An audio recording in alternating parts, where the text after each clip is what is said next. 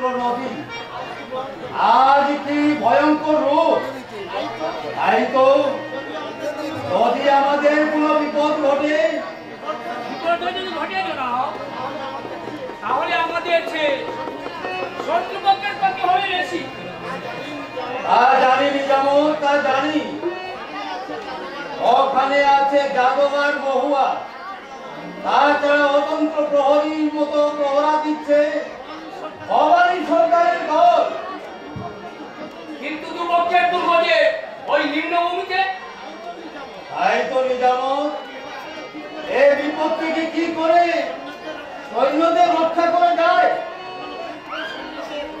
এখন এখান থেকে সৈন্যদের সরে আনা উচিত। তা হয় না নিজামত, তা হয় না। তাছাড়া উপায় নেই, নইলে সৈন্যদের মৃত্যুর মুখে ঠেলে দেওয়াই হবে। তাও জানি, আর এমন ভাবে তারা অতিক্রম করবে তোমরা হয়তো তা টেরও পাবে না। এবারে অধিকার হারালে মুঘলদের কাছে পরাজয় নিশ্চিত। মুঘলদের দুর্গে প্রস্তুতি থেকে তারা আজই বলতে পারছে আমাদের আক্রমণ করছে। এই দুর্যোগে তারা আক্রমণ করবে। মুঘলরা শট প্রবঞ্চ, সে তাদের যে কোনো ভাবে জয় করাই হলো তাদের নীতি। ভবানী সরকার দল সতীতে মোকাবিলার জন্য শত্রু সৈন্যের সব ব্রহ্মপুত্রের বাঁধে আশ্রয় নিয়েছে।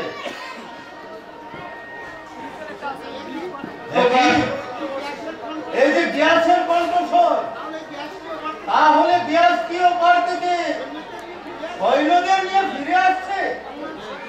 অনুমান অনুমান সত্য।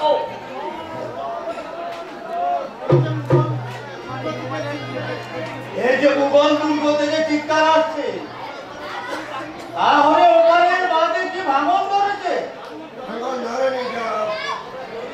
আমরা ধরিয়েছি। কি সরকার, এত তাড়াতাড়ি কেন এ কাজ করলে? নিরুপায় ভেবে গেলাম। কেন? সাহসের উপর কিন্তু আক্রমণে এই সৈন্য সৈন্য দিয়ে সম্ভব হতো না। তাই আমাদের সৈন্যদের নিশ্চিত মৃত্যুর হাত থেকে রক্ষা করতে এছাড়া যে আসল উপায় ছিল না। ঠিক করেছো ভবানী সরকার, ঠিক করেছো। যারা প্রবঞ্চনা করে সবাইকে গ্রাস করতে চায়, এটাই তাদের হলো উপযুক্ত শিক্ষা। না না, তোমরা বড় ভুল করেছ। বিপন্নের উদ্ধার করাই ভারতের নীতি। মোগলরা তো এই নীতি অনুসরণ করে না।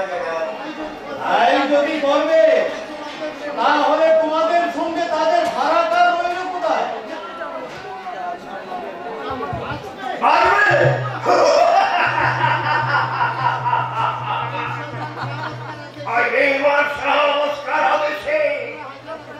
তোমরা হাজার হাজার ভারতবাসীর টাকা রক্তে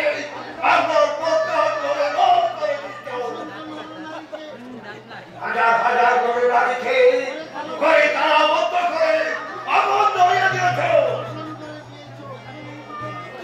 শ্মশান করে দিয়েছ এই বাংলা থাকে। তারা এ মরণাত্মরা তো সত্য। ভবানী সরকার, তোমরা আজকে ভুল করলে, তাতে আমার কলঙ্কের ইতিহাস শুধু সৃষ্টি হল না। দেখি কি উপায় করা যায়।